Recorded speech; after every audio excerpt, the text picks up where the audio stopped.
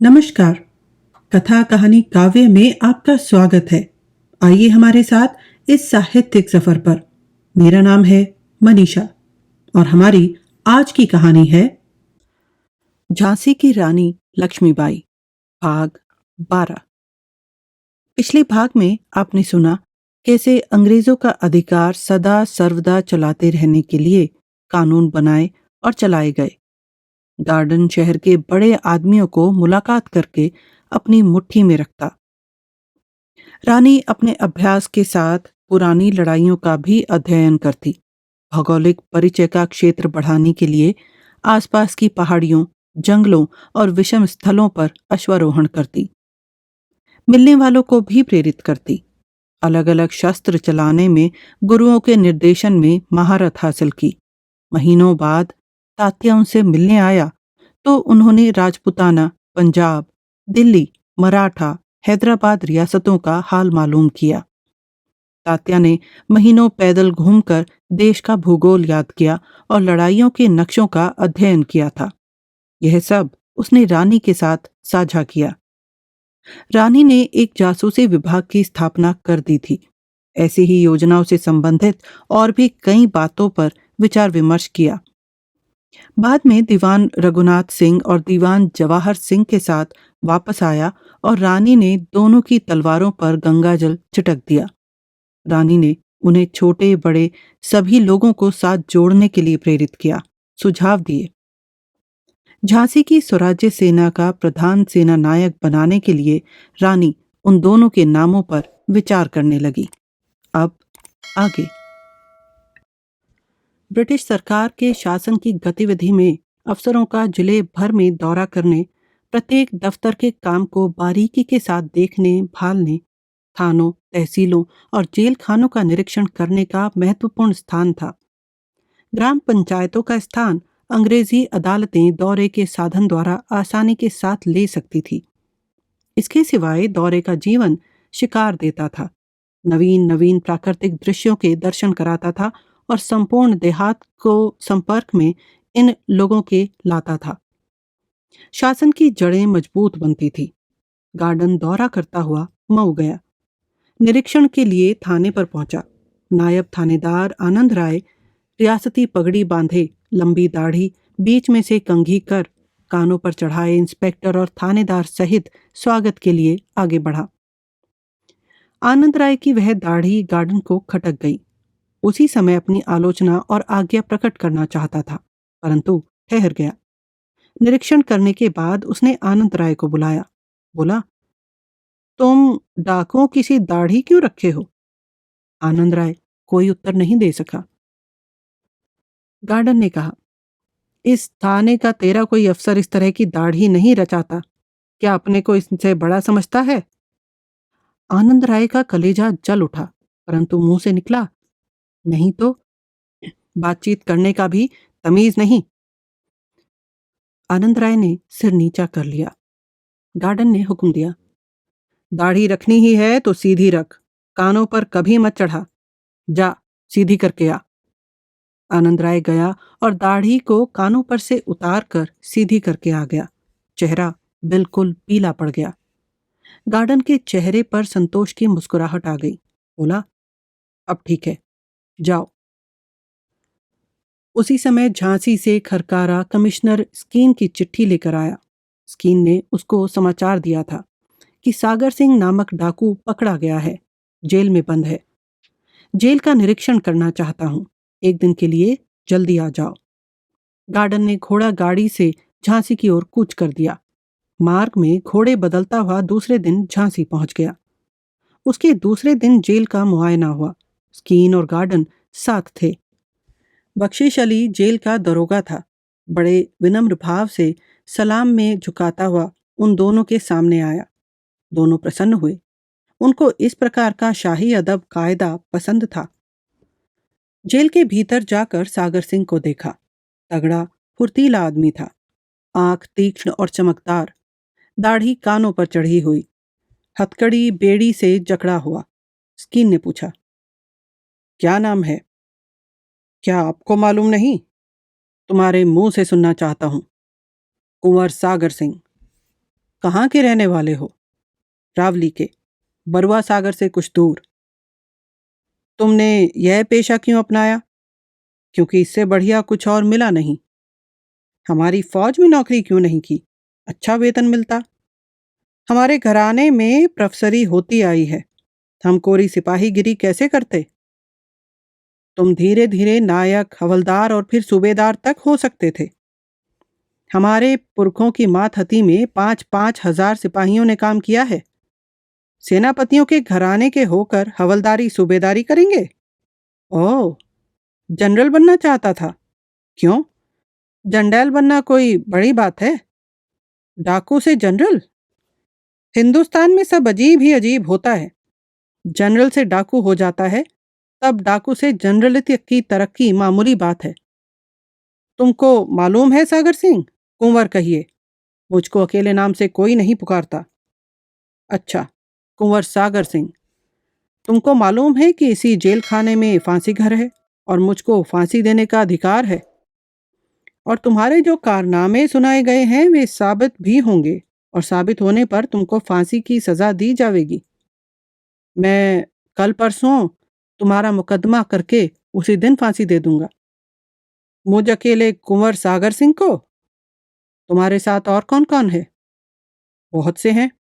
नाम बतलाओगे? क्यों बतलाऊं? क्या पड़ी है? मुझको कोई फायदा हो तो नाम बतला दूंगा। फायदा होगा। यदि सच सच कहोगे तो सरकारी गवाह बना लिए जाओगे और छोड़ दिए जाओगे। बतलाऊंगा, परंतु इन हथकड़ियों और बेड़ियों के बोझ के मारे और भूखों प्यासों अकल बिगड़ गई है। आज जरा आराम मिल जाए तो कल अवश्य बतला दूंगा, पर अपने वचन पर पक्के रहना। हाँ। स्कीन ने जेल दरोगा को सागर सिंह का बोझ हल्का करने की आज्ञा दी और अच्छे भोजन की व्यवस्था के लिए भी कह दिया। बख्शीश अली ने उस आज्ञा का यह अर्थ समझा कि कैदी के साथ पूरी रियायत की जावे।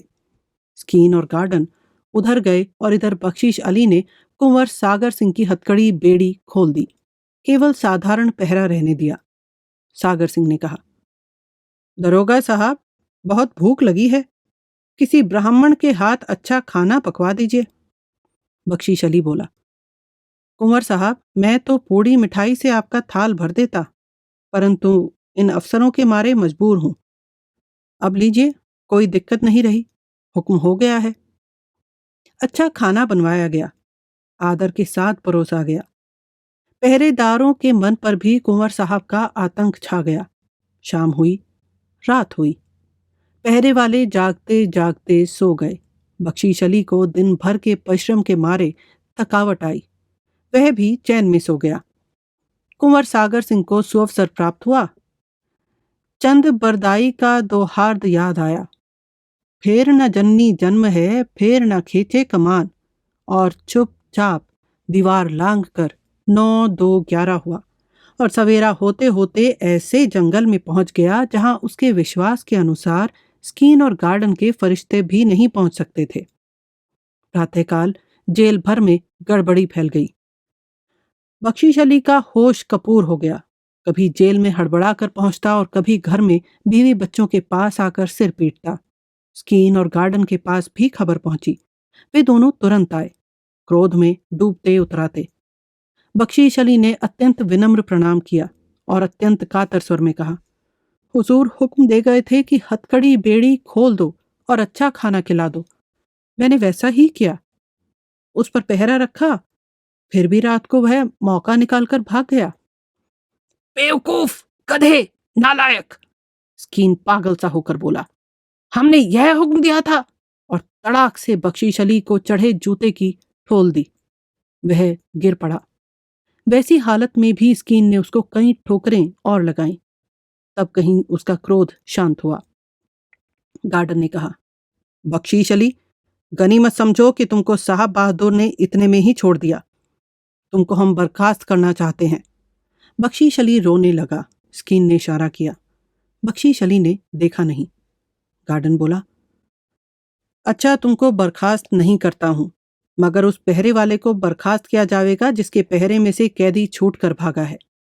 वह सिपाही बर्खास्त कर दिया गया। बख्शीश अली का अपमान पहरेदारों और कैदियों के सामने हुआ था। मारपीट से ज्यादा वह घोर अपमान उसको खला। सीधा घर गया और बहुत रोया। बीवी बच्चे भी रोए। बख्शीश अली ने कहा, जी चाहता है कि तलवार से तुम सबको कतर कर डाल दूं और गोली मारकर मैं भी मर जाऊं। राजा गंगाधर राव ने या रानी लक्ष्मीबाई ने कभी तू तड़ाक तक नहीं किया। आज इन गोरों ने मेरे बुजुर्गों की इज्जत खाक में मिला दी। बीवी ने रो रो कर समझाया। मुश्किल से अपने अपमान और क्षोभ को पीकर बख्शीश अली ने वह दिन भूखों काटा। कैसे मुंह दिखलाऊंगा, वह बार बार कहता था। कहाँ तो मैं 8 फाटकों का कोटपाल था और कहाँ आज यह हालत हुई। बार बार मन में आत्मघात की, बीवी बच्चों को मार डालने की प्रतिक्रिया मन में उठती थी, परंतु उनकी रोती हुई बेबस सूरतों को देखकर सहम जाता था। अंत में आत्मघात का निश्चय उसके मन के किसी कोने में जाकर लीन हो गया। बख्शीश अली फिर यथावत काम करने लगा। जब कभी स्कीन या गार्डन जेल निरीक्षण के लिए आता, बख्शीश अली को ऐसा लगता मानो कोई जल्लाद आया हो। रानी को झांसी के लगभग सब घटनाएं समय समय पर विदित होती रहती थी। स्मरण शक्ति उनकी इतनी विशाल थी कि लोगों को आश्चर्य होता था। बख्शीश अली वाली घटना का वर्णन उन्होंने सुना और आनंद राय वाली का भी। यद्यपि दाढ़ी वाली घटना जेल दरोगा की मारपीट वाली घटना के मुकाबले में कुछ नहीं थी, तो भी रानी को उन घटनाओं का मूल तत्व समझने में देर नहीं लगी। जिस स्रोत से गार्डन और स्कीन को प्रेरणा मिली थी, वह मूल में से एक ही था, हेकड़ी, अवहेलना, उपेक्षा। रानी का प्रशस्त और ललाट लाल हो गया। एक आह खींच कर रह गई। पेट के लिए इन लोगों को यह सब सहन करना पड़ रहा है, रानी ने सोचा। इस तरह की अनेक घटनाएं जब तब होती रहती थी। अंग्रेज लोग शासन को धाक की पुख्ता नींव पर खड़ा करते चले जाते थे। धाक रौब का रूप पकड़ती चली जा रही थी। यही रौब हिंदुस्तानियों के मन में अंग्रेजों के इकबाल की सूरत में उत्पन्न होने को था, परंतु यह धाक या इकबाल हिंदू मुसलमानों के हृदय पर वह अधिकार नहीं कर पा रहे थे जो साधु और फकीर ने जमाने से कर रखा था। रानी इस प्रकार की सब घटनाओं को ध्यान और विविध भावों से सुनती रहती थी। गार्डन भी शहर और अपने जिले का हाल लगन के साथ टटोला करता था, परंतु अहमन्यता और स्वार्थ के कारण वह सही स्थिति समझ सकता था और न अधिकांश अंग्रेज। एक दिन गार्डन घोड़े पर सवार शहर की कोतवाली के निरीक्षण के लिए आ रहा था। एक साधारण हिंदू गृहस्थ की बारात सामने पड़ गई। दूल्हा घोड़े पर चढ़ा था।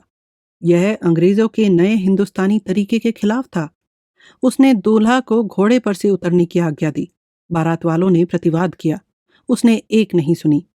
आंखें लाल पीली थी। दूल्हा के पिता ने विनय की, हमारे यहाँ राजा तक दूल्हा का मान रखता है। चुप, गार्डन ने धमकाया। दूल्हा को घोड़े पर से उतरना पड़ा। नवाब अली बहादुर गार्डन और स्कीन के पास आया जाया करते थे, परंतु गार्डन के पास बहुधा पेंशन बढ़ाने की आशा अभी जीर्ण नहीं हुई थी। उनको इधर उधर की खबर पीर अली दिया करता था। वे इन खबरों को गार्डन के पास पहुंचा देते थे। पीर अली ने दीवान जवाहर सिंह के आने का समाचार नवाब साहब को दिया, परंतु वह और तात्या जब चले गए तब नवाब साहब ने कहा, कुछ दाल में काला है। जवाहर सिंह कटीली वाले राजा की फौज में एक बड़े अफसर रहे हैं। बिठूर से उस आदमी का इन्हीं दिनों आना इल्लत से खाली नहीं है। क्या है? क्या कर्नल जमा खां भी इन लोगों से मिले?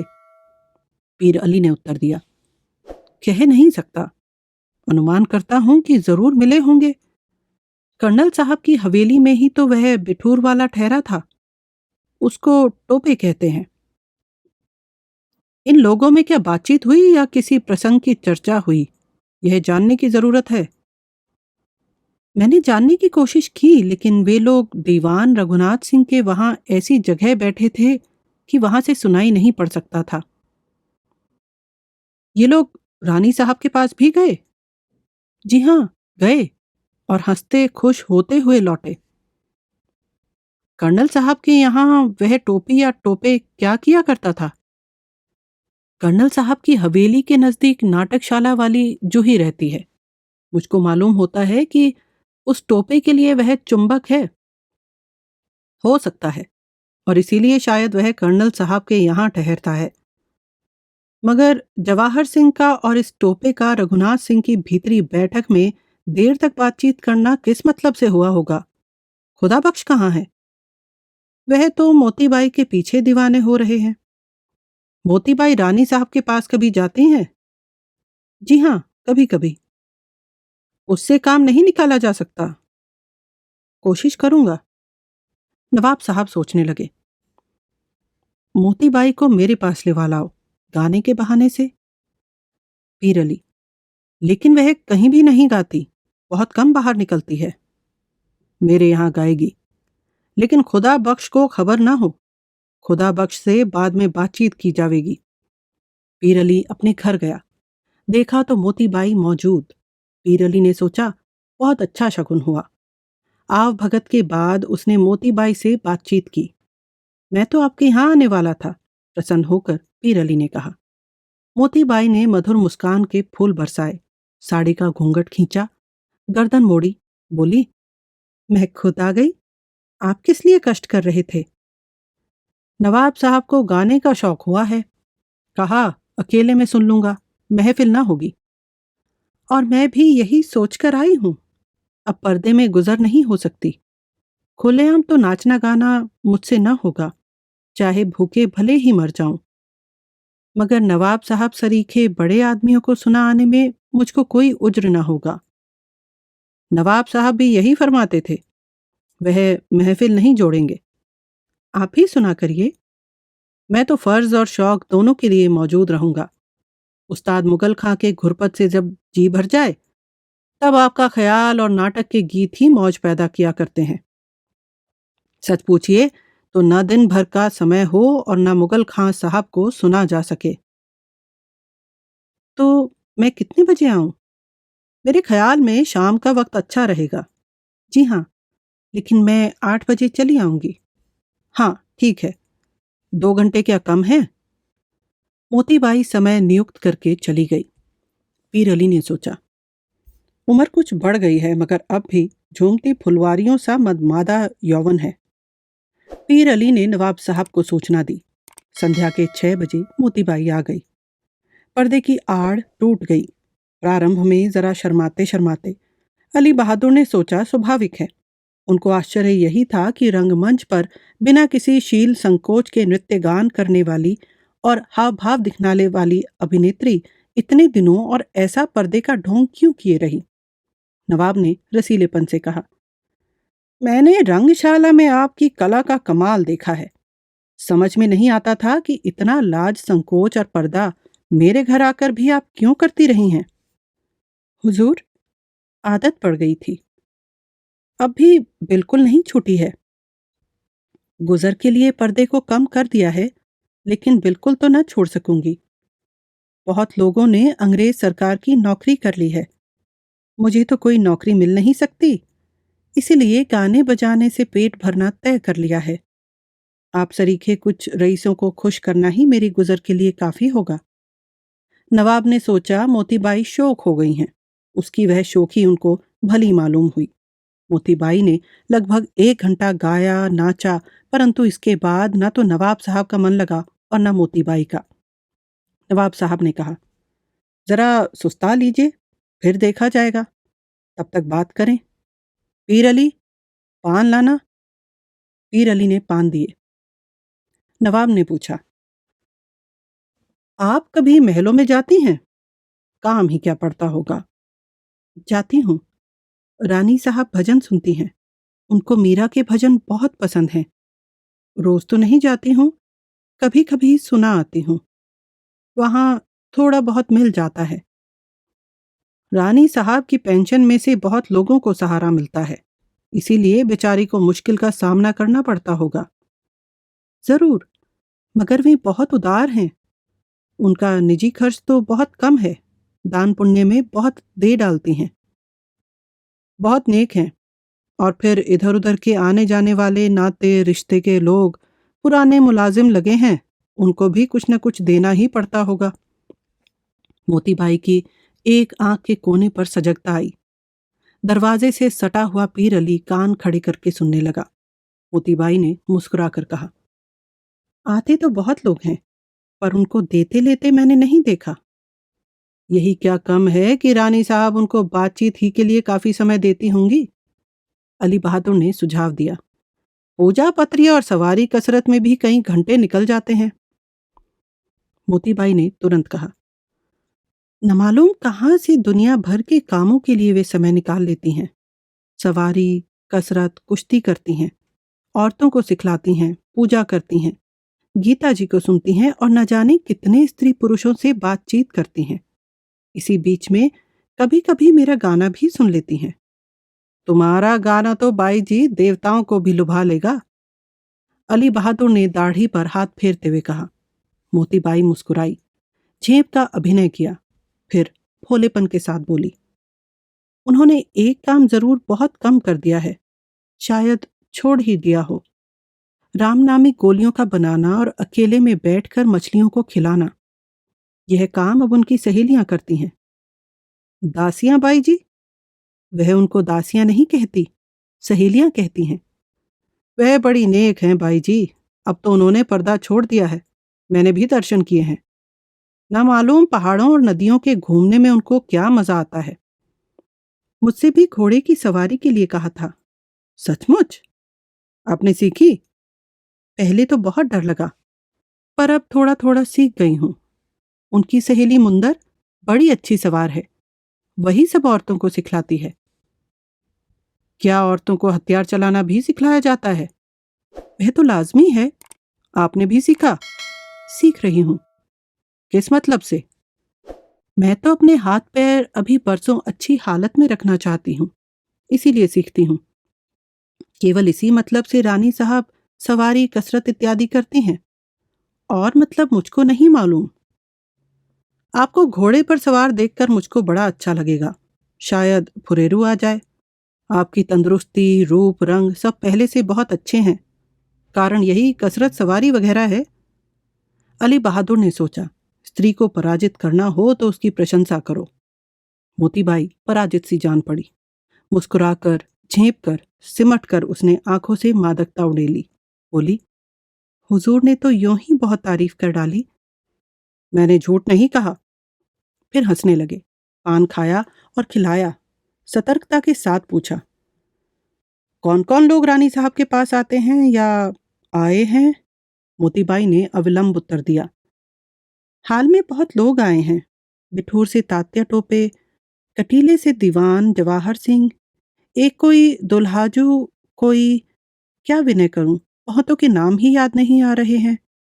आगे याद रखा करूंगी जरूर, और मुझको बतला दिया करो। रुपए पैसे की संकुच मत रखना आप। जो कुछ थोड़ा सा मेरे पास है वह अपना समझो। आपकी बहुत कृपा है, मैं एहसानों को कभी न भूलूंगी। और आने जाने वाले जो कुछ बात किया करें वह भी मुझको सुना जाया करिए। अभी हाल में कोई खास बात हुई हो तो? हाँ, कुछ बातें तो मुझको मालूम हैं, निवेदन करूं? अवश्य, मैं ध्यान से सुनूंगा। रानी साहब गोद लिए राजकुमार का जनेऊ कराना चाहती हैं, उसी का मशवरा हो रहा है। दीवान जवाहर सिंह और रघुनाथ सिंह से? जी हाँ, वे सब पुराने नौकरों को और सब नातेदारों को तथा शहर और देहात के रईसों को उस मौके पर बुलावेंगी। चूंकि रानी साहब को अपने पुराने आदमियों के सही पते नहीं मालूम, इसीलिए जो लोग आते हैं उनके साथ इसी प्रसंग की चर्चा करती हैं। वे राजकुमार के जनेऊ पर बहुत रुपया खर्च करेंगी। हाँ, एक बात भूल गई, उन्होंने अपनी अपील को विलायत भिजवाया है। उसके लिए लगभग सबसे कहती हैं और जिद करती हैं कि सब छोटे बड़े साहबों से मेरी सिफारिश करो। आगे कोई और बात मालूम पड़े तो मुझको आप जरूर बतलाना। अपना कर्तव्य और सौभाग्य समझूंगी। यह कहकर मोतीबाई चलने को हुई। उसने मुस्कुरा कर एक कटाक्ष किया। नवाब साहब ने पान दिया। मोतीबाई ने कहा, मैं सीधी रानी साहब के पास महल जाऊंगी, उनको एक आध भजन सुनाकर फिर घर पहुंचूंगी। यदि कोई खास बात मालूम पड़ी तो सेवा में आकर अर्ज करूंगी। पीर अली ने अनुरोध किया, मैं आपको महल तक पहुंचाऊं? मोतीबाई ने इनकार नहीं किया। मार्ग की चहल पहल कम हो गई थी, परंतु बंद नहीं हुई थी। मोतीबाई ने अवसर पाकर पीर अली से कहा, नवाब साहब के सामने का पर्दा तोड़ दिया, अब और लोगों के सामने भी निकलने लगूंगी। पीर अली समझ गया, बोला, खुदा बख्श साहब मेरे दोस्त हैं, उनसे कहूंगा तो वह मेरा मुंह मीठा कर देंगे। जी नहीं, अभी नहीं, वे बहुत दिक करते हैं। आपका जैसा मिजाज और कायदा उन्होंने नहीं पाया है। पीर अली प्रसन्न भी हुआ और सहमा भी। कायदा शब्द उसको खटका। वह मोतीबाई को महल के फाटक तक पहुंचाकर लौट आया। रानी कथा वार्ता का सुनना समाप्त कर चुकी थी। मोतीबाई ने आकर प्रणाम किया। जब सब लोग चले गए तो रानी ने उससे पूछा, क्या हाल है मोती? मोती ने अनुनय के साथ कहा, सरकार को मीरा का एक पद सुना दूं, तब कुछ निवेदन करूंगी। मोती ने तंबूरे पर मीरा का एक पद सुनाया, फिर तंबूरा जहां का तहां रखकर बोली, सरकार के विरुद्ध एक जासूस और पैदा हो गया है। रानी ने शांत भाव से कहा, कौन है मोती? नवाब अली बहादुर। मुझको संदेह तो नवाब साहब पर पहले से था। क्या बात हुई? मोतीबाई ने ओर से छोर तक सब सुनाया। जनेऊ के संबंध की बात को सुनकर रानी बोली, मुझको तेरी बुद्धि पर अचरज होता है मोती। मेरे मन में दामोदर का जनेऊ करने की और अपने लोगों को निमंत्रित करके समारोह करने की बात कुछ दिन से उठ रही है, पर मैंने उसको प्रकट किसी पर नहीं किया। तूने कैसे जान लिया? सरकार, एक दिन राजा भैया से आपने कहा था, तुम्हारा जनेऊ होगा। इतना याद था, उसी को मैं काम में ले आई। रानी ने मुस्कुराकर प्रस्ताव किया, तुझको खुदा बख्श की भी जांच करनी है। मोतीबाई ने जरा सा सिर नवाया, फिर दृढ़ स्वर में बोली, सरकार मैं जांच करूंगी। यदि काम के निकले तो फर्द में नाम रहने दीजिएगा, नहीं तो काट कर अलग कर दीजिएगा। मुझको विश्वास है मोती, रानी ने कहा, लोहा लोहा ही सिद्ध होगा। जूही और दुर्गा कुछ कर रही हैं? मोतीबाई ने उत्तर दिया, हाँ सरकार, दुर्गा फौज के हिंदुस्तानी अफसरों को नाचना गाना प्रदर्शित करती है और उनसे भेद लेती है। जूही की परीक्षा बाकी है। मेरा संबंध तो प्रकट नहीं होता? नहीं सरकार। मुझको तुम्हारी बुद्धि और अभिनय कला का भरोसा है, मोती ने उत्साह के साथ आश्वासन दिया।